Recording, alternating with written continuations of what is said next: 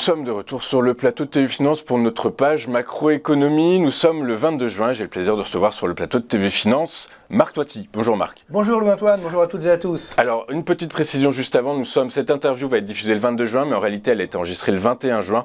Et je tiens à le préciser, Marc. Jour de l'été, forcément. Jour de l'été, fête de la musique, etc.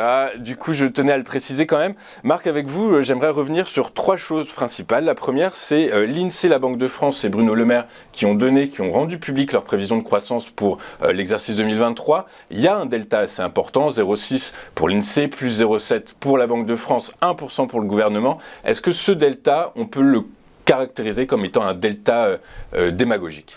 Je n'irai pas jusque-là, mais c'est vrai qu'aujourd'hui, faire des prévisions, c'est un petit peu compliqué, surtout pour un élément un petit peu technique, mais je vais l'expliquer. C'est-à-dire qu'en fait, vous savez que la croissance, c'est la variation du PIB, donc de la richesse, hors inflation. C'est-à-dire on déflate des prix, on enlève les prix. Donc là, aujourd'hui, comme vous le savez, il y a une très forte inflation.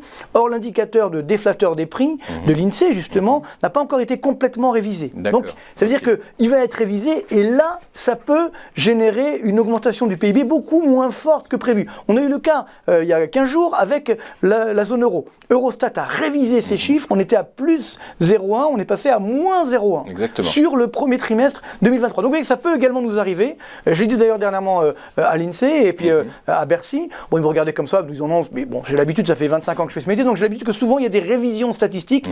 Alors ça peut être dans un sens ou dans l'autre, quand il y a effectivement une forte inflation, là généralement c'est à la baisse. Donc attention pour avoir cette révision statistique. Aujourd'hui ce qu'on appelle effectivement l'acquis de croissance est de 0,4% à la fin du premier trimestre. Ça veut dire que si le PIB fait 0 sur toute l'année, on a déjà 0,4% de croissance d'acquis. Oui, mais attention, si on a une baisse du PIB au deuxième trimestre, alors là, attention, ça peut faire mal. Et donc c'est ce que je pense aujourd'hui. Moi, je reste sur une croissance cette année, 0,5, 0,6%. Ça ne sera pas sur l'exercice complet, sur 2023. Sur l'ensemble de 2023, pour une raison simple, c'est que malheureusement, le moteur principal de la croissance française, en l'occurrence la consommation des ménages, n'est plus là. La consommation est en train de s'effondrer. On a eu les chiffres donc des consommations de biens notamment qui s'est particulièrement effondré. On est sur des plus bas depuis plusieurs décennies. Donc ce qui veut dire, hors évidemment en période Covid, ce qui veut dire par là que, attention, on a une situation aujourd'hui, la consommation est déjà en récession.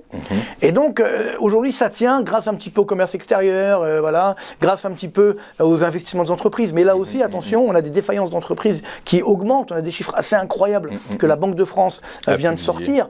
Une augmentation de plus de 50% pour les moyennes entreprises. On est à 80% d'augmentation si on regarde les ETI, etc. Donc c'est des chiffres complètement fous. Donc ce qui montre que, attention, ces défaillances d'entreprises vont se traduire ensuite par du chômage, donc ensuite par des salaires en berne. Donc c'est ce qui veut dire que on risque d'avoir des déceptions sur la croissance. Je pense que la France est quasiment aujourd'hui en récession, sans oublier évidemment le secteur de la construction. Et là, merci effectivement la taxe foncière, etc. Toutes les mesures écolo, machin, c'est très joli tout ça, mais sauf que ça pose un petit problème sur la construction. Et donc on voit bien qu'aujourd'hui, c'est le dicton, quand le bâtiment va, tout va, et quand le bâtiment ne va pas, rien ne va, entre guillemets. Donc c'est un petit peu le problème que nous avons aujourd'hui. Attention, je pense qu'on aura une croissance très faible cette année. Voire limite négative éventuellement. On peut avoir des trimestres négatifs de baisse du PIB. Par exemple, je pense au deuxième trimestre 2023. Donc voilà, il ne faut pas, je dirais, s'emballer. Et attention aux révisions statistiques. Là, il y aura des grosses surprises. Donc il y a un peu de démagogie derrière le 1% de Bruno Le Maire. Même s'il dit que ça va être qu'il ne veut pas le réviser avant fin juin. Il y a du wishful thinking en anglais. C'est-à-dire, en fait, on dit oui, bon, globalement, tout va bien dans le meilleur des mondes. Donc voilà, ça va bien se passer. Bon, on a l'habitude du discours, rappelez-vous. Rappelez-vous, et encore il y a un an, quand on dit non, il n'y aura pas d'inflation, tout ira dans le meilleur des mondes, et on voit bien ce qui se passe derrière. Bon, c'est aussi leur métier, entre guillemets, de faire de l'optimisme. Et moi, je pense qu'il faut être optimiste, mais surtout être réaliste. Donc, attention. Alors, le problème, c'est que s'il y a moins de croissance, il y a plus de déficit public, donc plus de dettes, et donc les taux d'intérêt risquent d'augmenter à la dette publique. C'est ça effectivement le grand enjeu. Donc soyons quand même extrêmement prudents. Alors il y a quand même une bonne nouvelle, il faut le reconnaître, c'est le mouvement de désinflation. Ce qu'il faut noter quand même, qui reste élevé quand même. Oui, elle reste tout à fait élevé, mais surtout la baisse de l'inflation, déjà ça ne veut pas dire une baisse des prix, attention, mais surtout ça veut dire que cette désinflation reflète en fait justement la récession. En fait, comme les prix ont été beaucoup trop hauts, ça a cassé la consommation, les ménages ne peuvent plus consommer aujourd'hui dans un vrai problème. Donc les entreprises diminuent leur effet prix. L'effet prix. Alors déjà, les consommateurs, donc effectivement, arrêtent de consommer, donc les entreprises doivent s'ajuster. Heureusement qu'il y a un peu de concurrence en France, ce qui veut dire qu'effectivement, les prix ont tendance à régresser. Pour l'instant, on a une désinflation. Attention quand même, là aussi, pas trop d'euphorie, puisque quand on voit les chiffres internationaux, ça repart à la hausse. L'indice CRB des matières premières, ça repart un petit peu à la hausse. Pareil sur les cours du blé, sur les cours du pétrole. Donc soyez prudents. Attention, ne pas avoir de mauvaises surprises sur l'inflation. Donc on est quand même toujours dans cette stagflation, c'est-à-dire une stagnation économique, une inflation. Une faible croissance et une inflation qui est toujours persistante. Vous avez fait référence à l'investissement des entreprises, la formation brute de capital fixe, c'est la composante dans le terme de PIB. On a vu qu'elle diminuait aussi, comme la consommation des ménages. Souvent, on vous entend dire que les OAT, les taux longs, les OAT français à 10 ans, pourraient atteindre 4%. Ils frôlent les 3%, parfois ils les dépassent, etc. Est-ce que vous continuez est-ce que vous confirmez ce propos? Et surtout ensuite, deuxième question, quel impact ça va avoir sur les taux de crédit des entreprises? Alors voilà, ça c'est le vrai enjeu, c'est qu'effectivement, alors je vous rappelle déjà un petit flashback, on avait des taux d'intérêt négatifs début 2021 finalement, on était à moins 0,3, moins 0,4, et là on est monté jusqu'à 3,2% il y a encore quelques mois. Donc si vous voulez, c'est le plus grave crack obligataire depuis 1986-87. Cette augmentation des taux d'intérêt, donc de moins 0,4 presque plus 4 quoi. Voilà, exactement. Donc ce qui veut dire que cette augmentation a joué évidemment sur les comptes des entreprises, d'ores et déjà, et aussi sur le compte des ménages, et bien entendu sur l'immobilier qui est en train aujourd'hui de s'effondrer, tout à fait logiquement d'ailleurs. Donc toute la question est de savoir, est-ce qu'on doit aller au-delà, vers les 4%. Normalement, aujourd'hui, oui. On devrait y être. On devrait y être. Pour une raison simple, c'est qu'avec la dette publique que nous avons, qui va remonter, qui va atteindre 115% du PIB, plus de 3 000 milliards d'euros, parallèlement, on a une inflation qui certes baisse, mais qui reste toujours élevée, donc autour des 4-5%, donc c'est quand même pas mal.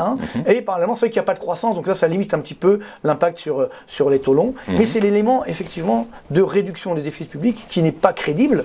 Et donc, ce qui veut dire qu'à partir de là, si les marchés regardaient la réalité en face, les taux longs devraient encore monter. Donc on peut tout à fait atteindre, toujours je maintiens cette prévision, les 4% sur le AT10. N'oublions pas, nous avons 4% taux d'intérêt RFI de la Banque Centrale Européenne, on est à 4%, donc ça veut dire qu'on a une inversion de la courbe des taux en France, c'est-à-dire que les taux courts sont supérieurs aux taux longs. Donc ce qui veut dire que c'est annonciateur de récession généralement. Exactement, c'est qu'il annonce une récession, et parallèlement, c'est sûr que si jamais, on l'évoquait tout à l'heure, s'il y a une récession qui génère du déficit public, donc plus de dettes, les taux mathématiquement. Donc on a ce cercle pernicieux qui risque de se produire. Ne l'oublions pas, c'est vrai que la crise de la dette publique, on n'en parle plus trop, parce que bon, il y a eu la période coronavirus, on dit bon, tout va bien, la BCE est là, quoi qu'il arrive, elle soutiendra. Sauf que attention, il y a heureusement moins de planches à billets, les taux d'intérêt monétaires sont en train d'augmenter. Donc là, on se pose effectivement des questions en se disant quels sont les États qui sont aujourd'hui en danger ou pas, ou du moins qui ne respectent pas leurs engagements. C'est d'ailleurs pourquoi dernièrement Bruno Le Maire a annoncé qu'on allait réduire effectivement 10 milliards à peu près, 10-20 milliards, de toute façon on entend un peu tout. À peu près 160 milliards. Donc 10 ou 20 finalement, pas à faire 10 c'est bien, mais encore une fois je me demande comment on va les faire. Ça fait plaisir aux agences de notation, puisqu'on a vu aussi que c'était un peu un mélodrame autour de Fitch, de Standard & Poor's, mais les agences de notation, il faut être sérieux, elles ne sont pas crédibles. Il y en a une qui dit, qui rabaisse et l'autre qui conforte. Ce qu'a fait Standard & Poor's, c'est inadmissible. Je veux dire, globalement aujourd'hui, on ne mérite plus notre double A, il faut être honnête, je veux dire clairement.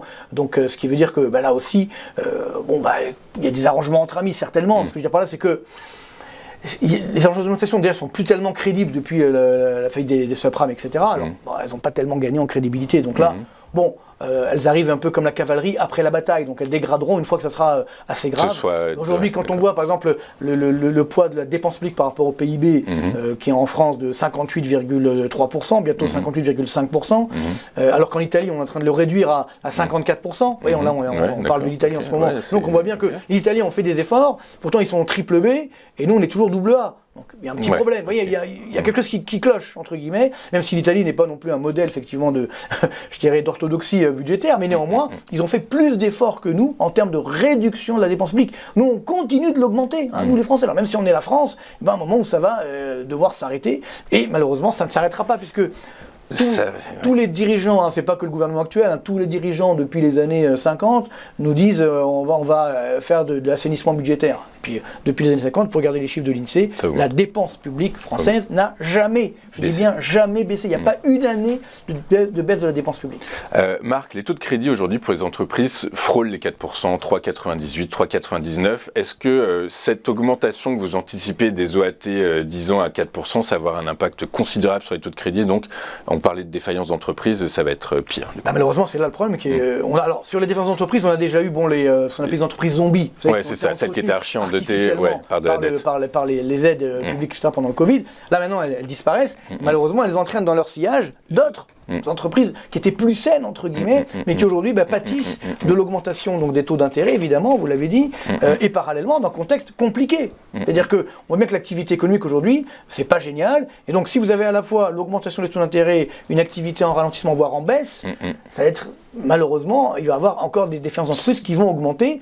Et notamment dans le secteur de la construction. Moi, je suis assez inquiet dans le secteur de la construction, parce qu'on voit aujourd'hui, avec toutes les nouvelles normes, les impôts, etc., qui ont encore augmenté sur la taxe foncière, par exemple, le secteur de l'immobilier est vraiment en train de souffrir. Alors, on disait, oui, c'est les prix de l'ancien qui baissent. Maintenant, on voit que même dans le neuf, si vous voulez, il n'y a plus de demande, finalement. Donc, ça, c'est extrêmement inquiétant. Et ce qui veut dire que, attention, comme c'est un pourvoyeur d'emploi assez fort... C'est plus important même, probablement. Donc l'un des plus... pas avec les services, c'est quand même plus, mais c'est vrai que globalement, si on prend la construction, ça reste assez dynamique. Mais aujourd'hui, on a effectivement le contre-coup de tout cela. Et ce qui veut dire que, attention, des entreprises qui vont souffrir. Alors, soyons rassurés, les crises sont toujours des phases d'opportunité. C'est-à-dire que les bonnes entreprises qui ont les reins solides vont récupérer des marchés par la force des choses. Elles vont la mise. Donc, voilà, donc elles vont devoir embaucher aussi par la force des choses, mais peut-être moins. À moyen terme. C'est-à-dire que je pense que 2023 va être compliqué. C'est 2024, on aura effectivement une amélioration de l'activité. Mais 2023, malheureusement, on risque d'avoir encore une fois des mauvaises nouvelles économiques. Ce qui veut dire que oui, la récession est là. Alors, pas partout. C'est ça un petit peu le danger, c'est qu'elle est chez nous en Europe et certainement en France. Par contre, on voit qu'aux États-Unis, c'est en train de redémarrer. Parce que le secteur immobilier dont vous parlez justement repart très clairement à la hausse. Le marché du neuf, c'est hallucinant. Malgré l'augmentation des taux d'intérêt, c'est incroyable. Et parallèlement, même si les indicateurs avancés donc sur l'industrie, sur les services, ça redémarre. La Chine redémarre aussi un petit peu, pas dans l'industrie. Pas dans l'industrie, c'est vrai, l'industrie, il y a une récession mondiale, donc c'est vrai que la Chine qui a exporté beaucoup de biens industriels, évidemment, elle est un petit peu en retrait. L'Inde va très bien. Donc voilà, on a cette situation aujourd'hui. C'est vrai qu'on a une situation économique où la zone euro, la France, l'Allemagne sont les lanternes rouges effectivement de la croissance mondiale, et ça c'est un petit peu dangereux pour la suite des événements. D'ailleurs, si on regarde l'euro-dollar, c'est vrai que c'est un petit peu apprécié parce que évidemment la BCE a monté les taux d'intérêt alors que la Réserve fédérale américaine a maintenu une pause.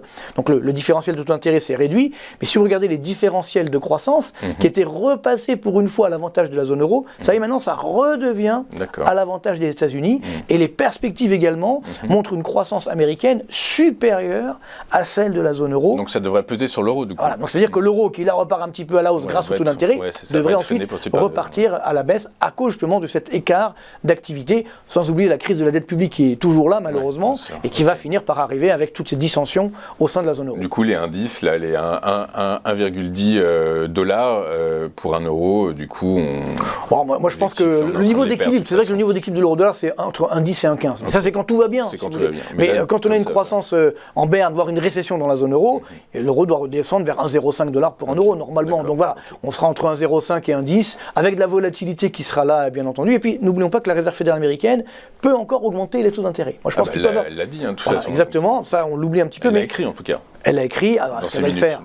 Certes, mais surtout de combien elle va le faire, est-ce qu'elle va le faire 2 fois ou pas ? Mais ça veut dire que la phase de resserrement monétaire aux États-Unis n'est pas terminée. Donc là aussi, c'est un petit plus pour le dollar, d'autant que les taux longs américains sont toujours supérieurs aux taux longs européens. Donc ce qui veut dire que là aussi, on a un avantage au dollar. Pour l'instant, le marché ne le voit pas trop, mais ce qui veut dire que l'euro devrait repartir à la baisse. Après, voilà un petit rallye, je dirais, estival, on va dire. Épidermique. Un petit rallye estival. Merci beaucoup. Marc d'avoir été avec nous ce matin sur notre plateau. Vous êtes économiste, écrivain, Recette 2, alors on commence Oui, toujours, il marche toujours très bien, donc c'est vrai que c'est formidable, donc avec toujours les graphiques qui sont mis à jour, etc. Donc c'est vrai que ça fonctionne bien, et bon, j'en ferai peut-être certainement un l'année prochaine, parce que là, comme il marche encore bien celui-là, puis il est toujours d'actualité, donc voilà, on en reparlera d'ici là, bien entendu, mais pour l'instant, vous pouvez continuer d'acheter Recette 2, puisqu'il est mis à jour, donc tout va bien. Eh bien écoutez, merci Marc d'avoir été avec nous ce matin. Je rappelle que c'est une intervention enregistrée le 21 juin et qu'elle sera diffusée le 22 juin, le lendemain. Merci beaucoup Marc d'avoir été avec nous. Nous on marque une rapide courte page de publicité, on se retrouve juste après. À tout de suite.